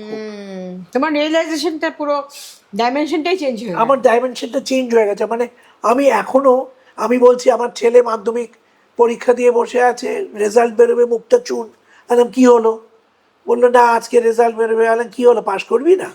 বলে না পাশ করবো, আসলে বুঝতে পারছি না। পূজার মা বলতো ও পড়াশোনা করে না, ও ভালো রেজাল্ট করে ফেলেছে। পূজা হচ্ছে আমাদের বন্ধুর মেয়ে, আচ্ছা, ওর রেজাল্টটা ভালো হয়ে গেছে বলে আমার ছেলে সেটা দুঃখী, দুঃখ হচ্ছে। হ্যাঁ, যে ওর ভালো হয়ে গেছে, এখন আমার কি হবে? আলাম শোন, ও মেইনল্যান্ডে খেতে খুব ভালোবাসতো, আলাম ফেল করলে মেইনল্যান্ড চায় না, হ্যাঁ, আর পাশ করলে অন্য কোনো একটা রেস্টুরেন্টে। আমি বলেছি, তখন বলছে না তা আমি পাশ করবো, পাশ করবো। তাহলে আমি ওইটাই দেওয়ার চেষ্টা করেছি যে pass fail doesn't matter in life, যেরকম হোয়াট ইউ অ্যাচিভ। তোমার লাইফে থট প্রসেসটাই আলাদা, সেটা তুমি I think I only look at the positive. সবকিছু তো একটা পজিটিভ সাইড থাকে, I rather look at the positive side. Very nice, beautiful. Why look at the negative side? হ্যাঁ, এটা খুব ইন্টারেস্টিং। তবে তোমার এই মানে এখন সমাজ এত নেগেটিভিটিতে ভরে গেছে, আর এই সোশ্যাল মিডিয়াতে এসে আমাদের যেটা হয়েছে এখন, খুব খারাপ একটা মেন্টাল ব্যালেন্সিং এর মধ্যে আমরা সকলেই যাই, বা ডিসব্যালেন্স বলতে পারো। তো সোশ্যাল মিডিয়াতে তুমিও রয়েছো, এবং তোমাকেও কাজ করতে হয় সোশ্যাল মিডিয়াতে, যেহেতু আমরা প্রত্যেকে আর্ট পারফর্মিং আর্টে রয়েছি, তো একটা জানানোর বিষয় থাকে বা যা কিছুই থাকে না কেন। তো এই সোশ্যাল মিডিয়া কী করে এত বাজে সব কিছু হয়ে গেল, এবং মানুষের মেন্টালিটিগুলো আমরা খুব ইজিলি ধরতে পারছি যে সোশ্যাল মিডিয়ার মাধ্যমে, কারণ একটা কমেন্ট, তুমি একজনের কমেন্ট দেখলেই বুঝতে পারবে সেই মানুষটার কেমন, একটা মোরাললেস আইডিয়া পাওয়া যাচ্ছে, তার ল্যাঙ্গুয়েজ ইউজ বলো, তার নানা রকম মানে ভাষা প্রয়োগ বলো, সেটা দেখেই বোঝা যাচ্ছে সেই মানুষটার ব্যাকগ্রাউন্ডটা, এই আমরা ধরেই নিচ্ছি এত বাজে কমেন্ট করছে, তার মানে এই মানুষটা জঘন্য ব্যাকগ্রাউন্ড, বা এরকমভাবে ট্রোল করতে পারে, মানে একটা লোককে এভাবে বলতে পারে, এত নোংরা ভাষায় বলতে পারে। এবং আমরা রাজনীতির ক্ষেত্রে যদি দেখি, প্রত্যেকটা পলিটিশিয়ান, প্রত্যেকটা পলিটিক্যাল ক্যারেক্টারকে যেভাবে ট্রোল করা হয় আজকের দিনে দাঁড়িয়ে, আমি কোনো দলের হয়ে কিছু বলতে চাই না, আমি শুধু বলতে চাই যে মানুষ হিসেবে একজন মানুষকে এতটা ডিসরেসপেক্ট করা, সেটা সোশ্যাল মিডিয়া না দেখলে বোধহয় আমরা বিশ্বাস করতাম না। সেটা নিয়ে তোমার কি মনে হয়? আমার যেটা মনে হয়, সত্যি কথা বলতে, আমাদের ভেতরের যে মানুষটা, বা আমাদের রাগ, দুঃখ, অবসাদ, ফ্রাস্ট্রেশন, পুরোটা তুলে ধরার একটা ভালো মিডিয়াম হয়েছে সোশ্যাল মিডিয়া। কারণ আমাদের আগেও ছিল, হুম আমাদের আগেও নেতাদের ওপর রাগ ছিল, হ্যাঁ, হ্যাঁ। বা কোনো আমার বসের ওপর রাগ ছিল, ঠিক, ঠিক। কি আমার বন্ধুর উপর কোনো রাগ ছিল। বন্ধুর ওপর হ্যাঁ, রাগ হ্যাঁ। ছিল, সেগুলো আমি বের করতে পারতাম না। হয় আমার শিক্ষা দীক্ষা বা আমার সামাজিক একটা ভদ্রতা মেনটেন করতে ঠিক, হয়, ঠিক। এইসব ভেবে হতো না। হুম। কিন্তু এখন একটা সুবিধা হয়ে গেছে। এখন তুমি মানে তুমি মানে এরকম বাংলা সিরিয়ালও আমি দেখি যেখানে গালাগাল দিচ্ছে, মানে হয়তো দেওয়ার কোনো দরকার নেই, দরকার নেই, হ্যাঁ। এমনি খুব যাকে বলে মুখ খিস্তি করা, হুম, হুম। সেটা করছে। মানে ওটা না করলেও কিন্তু বোঝানো যায় যে আমি রেগে আছি। এটা এই নেগেটিভিটিটা মানে কিন্তু যে এটা কোনো সব জায়গায় আছে, যেমন না, ওটা ইট ইজ সেলিং ওয়েল। হ্যাঁ, সেলিং ওয়েল একদম। মানে ওই ওই খারাপ Right. খারাপ কথাটাকেই লোকে নিচ্ছে Sell ভালো। করছে, হ্যাঁ। ওই জন্যে মানে যে সুন্দর একটা মেয়ে হিরোইন, ওটার চেয়ে একটা বিচ্ছিরি কথা বললো, ঠিক। তো ওটা না বললেও চলতো, হ্যাঁ। কিন্তু ওটা বলাতে কিন্তু বেড়ে গেল সিনেমাটা বা সিরিয়ালটা বা ওটিটি প্ল্যাটফর্মটার ভ্যালু বেড়ে গেল, আরো বেশি লোক দেখতে শুরু করলো। আসলে কি জানো তো, আমার মনের মধ্যে ইচ্ছে ওইটা বলার, আমি বলতে পারছি না, ওই মেয়েটা তো বলছে, তাহলে সেটা আমার একটা pleasure শান্তি, তোমার, হ্যাঁ, inner pleasure তো। Exactly, Okay. আমার স্যাটিসফ্যাকশন, এটা তুমি সোশ্যাল মিডিয়া থেকে তোমার এটাই আমার মনে আমার হয়েছে। রিডিং তাই। বাহ, তোমার তুমি ডান্স করলে না কেন এরকম একটা ফ্যামিলিতে জন্ম হওয়ার পরে? তাই না? এটা আন্টি আন্টি কি বলবে? ভেরি ইন্টারেস্টিং, কারণ আমি চাইনি বলছে চাইনি। দ্যাটস হোয়াট আই সেড, একদম চাইনি। বিকজ আমাদের কাছে শিখলে আর এরা অত ভালো হবে না, ও মাই অত ভালো হবে না। আর পাবলিক এখানে কোনো ভালো নাচের স্কুলও নেই আচ্ছা। আমাদের দেশের মতো। ও তাই উনি ভেবেছেন যে ফ্যামিলি যদি ইনক্লুড হয়ে যায় তাহলে হয়তো ওনাকে অনেকে বলতেও পারে যে ফ্যামিলির লোক নাচ করছে এরকম। না, ওইভাবে অতটা কমার্শিয়ালি ভাবেন। আচ্ছা মানে সন্তানের মঙ্গল হোক ভেবে। আচ্ছা। আসলে সত্যি কথা বলতে ওনারা ওই যে আমি বললাম যে ওই আরেকটা বড় পিসের কেক দাও, বেচারা বোধহয় খেতে পারে না, তখন কিন্তু ওনাদেরও সোসাইটি ওইভাবেই ওরকমই দেখেছে। ছিল, হ্যাঁ। কারণ আমাদের মনে আছে যারা বড় বড় অফিসারের সন্তানরাই আসতেন নাচ শিখতে, সাধারণরা আসতো না, আচ্ছা।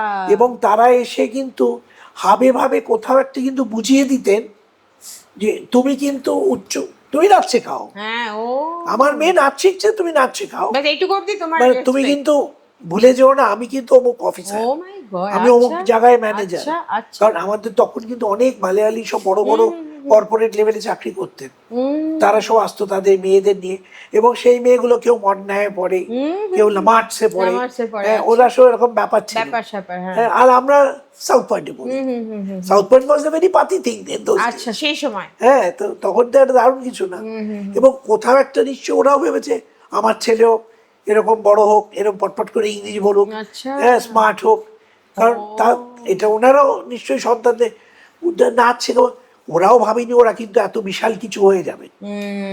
এটা ঠিক, এটা তো বললেন যে ওরকম ভেবে কোনোদিনও কিছু হয় না। এরা ভাবেনি মানে কি, আজও ভাবে না। না, প্রশ্ন মানে আমি যখন বলি যে তোমার এই অ্যাওয়ার্ডটা তোমার পাওয়া উচিত ছিল, তোমার পদ্মভূষণ পাওয়া উচিত ছিল, কি বিভূষণ পাওয়া উচিত ছিল, হ্যাঁ, না পেলে বয়ে গেল, মানে মার অ্যাটিটিউড এখনো তাই। এই যে ডক্টরেট উনি পেলেন, এটা এটা কবে, কত সালে? এইটা আমি সাল বলতে পারবো না, আচ্ছা। তখন আমাদের গভর্নর ছিলেন M.K. নারায়ণন। আচ্ছা আচ্ছা। হ্যাঁ, ওই সময় উনি বোধহয় রবীন্দ্রভারতীর চ্যান্সেলর ও ছিলেন, ওকে ওকে এবং ওই সময় ঘটনাটা ঘটে।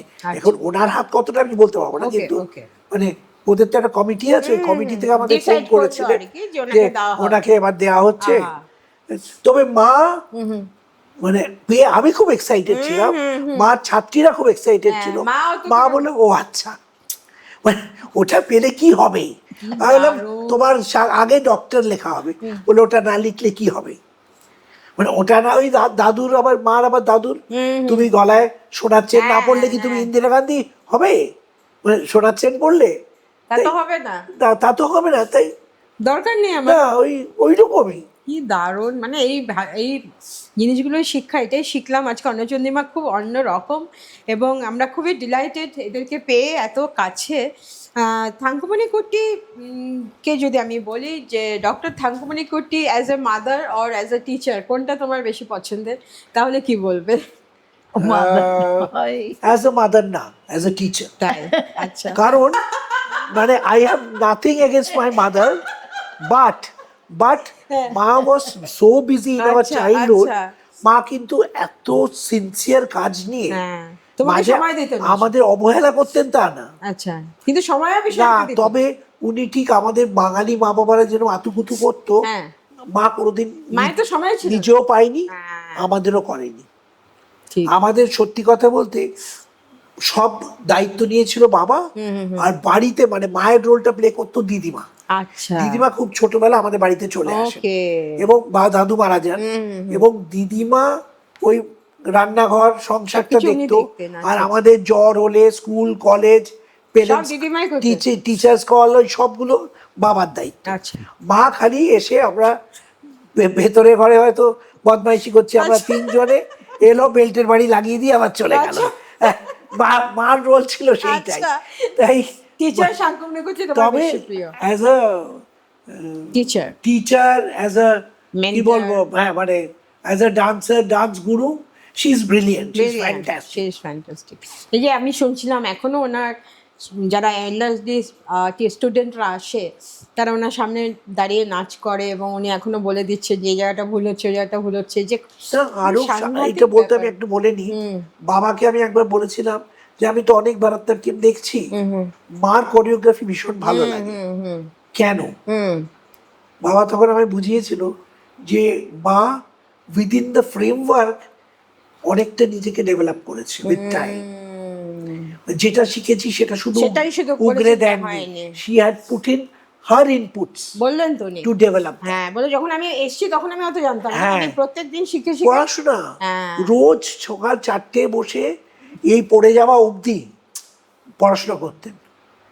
ওনার বিশাল এডুকেশন নেই, হ্যাঁ, বুঝতে পেরেছি। উনি হয়তো মাধ্যমিক মানে 10, এডুকেশনটা আলাদা হবে। কিন্তু সি ডেভেলপ, সে কন্টিনিউয়াস বেদা পড়ছে, তারপর নাচের বই পড়ছে, বা অন্য বড় বড় এদের শ্লোক। গুরুদের লাইফ পড়ছে, ভীষণ পড়তো। বাহ। আমরা ভাঁ করে দেখতাম কি এত পড়ে, মানে আমাদের তো তারপরে ওনার মানে অ্যাডাপ্টেশনটা খুব সুন্দর, মানে খুব স্মার্টলি ভাবেন পুরো বিষয়টা। Yes, yes. আর একটা বিষয় হচ্ছে যে কোনো ট্যাবিউ নেই, মানে হয় না যে এতদিন আগের একটা মানুষ সে আজকালকার সমাজের সাথে এত সুন্দর করে মানিয়ে নিয়েছে। প্রচণ্ড modern। অ্যাডাপ্টেশনটা সাংঘাতিক ভালো লাগে প্রচণ্ড আমার। modern। হ্যাঁ, ওনার কাছে কোনো কাউকে উনি খারাপ দেখেন না, না না এটা তো ঠিকই আছে, এই যে জিনিসটা যেহেতু আমি অনেকদিন থেকে চিনি তাই বলছি এটা আমার। and she respects a profession. হ্যাঁ, কোনো প্রফেশনই ওনার চোখে কিন্তু ছোট নয়। এক্স্যাক্টলি, তার জন্য উনি বড় হতে ইভেন পেরেছেন। Our maid servant is respected in our house. Very nicely said. আস্তে আস্তে শেষ করব, হ্যাঁ। অনেকটা আড্ডা হলো। আমরা কি কিছু মুদ্রা বা কিছু একটু দেখতে পারি? এটা কি হতে পারে?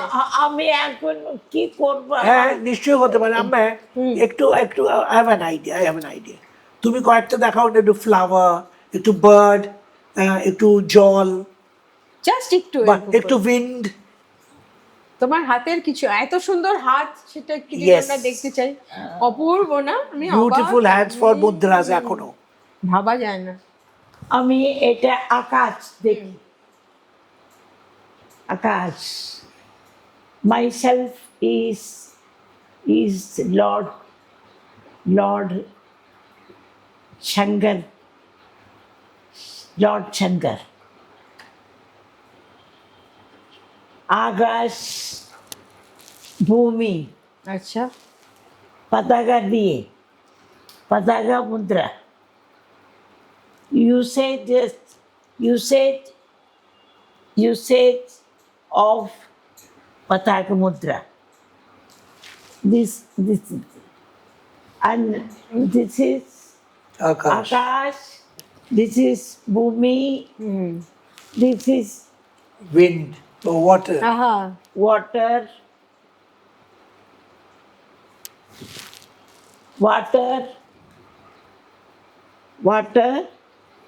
আর ফায়ার, হাওয়া,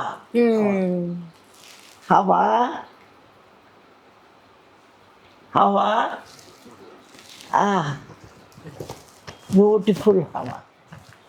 বিউটিফুল। আচ্ছা শেষ করার আগে কিন্তু গান চাই, শেষ করার আগে গান, অনুচন্দ্রিমা আসলে গান না। বাবা, কারণ তোমাকে তো মানে প্রথম হ্যাঁ। আমি চিনি অংশনামানের ওয়াইফ, আচ্ছা। তারপর শুনলি গায়িকা চন্দ্রিমা। হ্যাঁ, গায়িকা গায়িকা একদম করতে পারি না, এখন বয়স হয়ে গেছে তো। যেমন সুচিত্রা দি, হ্যাঁ যেমন বয়স হয়ে গেছে, ঠিক। ওয়াজ শুনতে না। হ্যাঁ। আমি রেডিওতে গান করতাম। তুমি? কে? হ্যাঁ, না না, সুচিত্রা মিত্র বলছেন নাকি? কিন্তু আমার ছেলের তো আগে লেডি গান করতো, তখন একই পিচ ছিল। ও এখন ছেলের সঙ্গে গান করতে আমার ডাউন হয়ে গেছে, আচ্ছা, কে বলছিল? হয়ে গেছে ছেলে আমার। আমি বুঝতে আমার থার্ড ছেলে সুকুমার। আচ্ছা, ও সুকুমার মানে তুমি, মানে উনি ওনার নাতির কথা বলছেন? না না, আমি গান ছেড়ে দিয়েছিলাম, আমার গলা হেরে হয়েছে। ও আচ্ছা আচ্ছা। Maybe she is talking on that. তিনজনই নাচ, আমরা তিনজনই গান শিখেছি। ও বুঝতে পেরেছি। আমি মোহন রবীন্দ্রসঙ্গীত শিখেছি। ও আচ্ছা, মোহন ওয়াজ এ ভেরি গুড সিঙ্গার। ওকে। হ্যাঁ, আচ্ছা। আমি গান ছেড়ে আর দিলাম এই- গলা চেঞ্জের সময়। ও। আর Sukumar continued is a professional Kathakali, এই কর্ণাটিক ভোকালিস্ট, আচ্ছা, রবীন্দ্র ভারতীতে আছে। আচ্ছা, তোমার গান শুনে ফেলতে হবে, তোমার গান আমরা শোনাও। গানে গানে শেষ করব আজকের অন্য চন্দ্রিমার স্পেশাল এপিসোড। অসাধারণ একটা মানে মুহূর্ত। এরকম একজন দিকপাল মানুষ আমার পাশে বসে আছেন এবং এতক্ষণ ধরে তাকে আমরা দেখছি, কথা শুনছি, ইন্সপায়ারিং, এবং একটু যদি আমরা কিছু শিখতে পারি এসব কথার থেকে। আমরা কি আজ জানে কি জিদ না করো? আজ জানে কি জিদ না করো। আমি তোমার জন্য একটা ভাবছিলাম, তুমি যেহেতু খুব মান্নাদের ভক্ত, Oh yes. কতদিন আগে আমার সাথে তোমার একটা কথা হচ্ছিল correct, correct.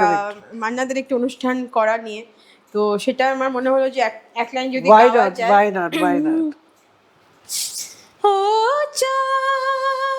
চাঁদ, সামলে রাখো জোছনাকে, সামলে রাখো জোছনাকে, কারণ জোর লাগতে পারে,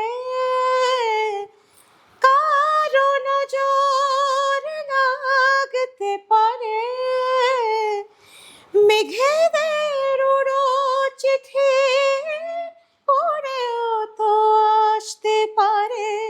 ও চাঁদ, সামলে রাখো জোছনাকে, ও চাঁদ, সামলে রাখো জোছনাকে।